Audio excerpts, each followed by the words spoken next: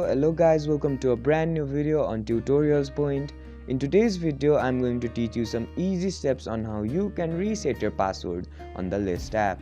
Before we start the video, don't forget to like, share and subscribe to the channel for more such useful tutorials. Without further ado, let's move on to the video. First of all, make sure that you're connected to the internet.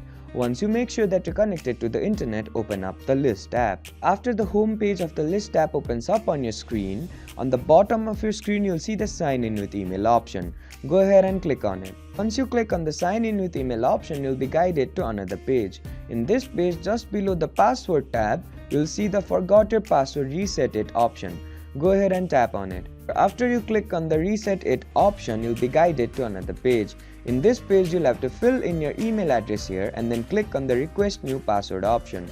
Once you click on the request new password option, and if you have filled in your email address correctly, a link will be sent to your email to reset your password. I hope this video helped you to reset your password on the LYST app. Don't forget to like, share and subscribe to the channel for more such useful tutorials. Thank you for watching.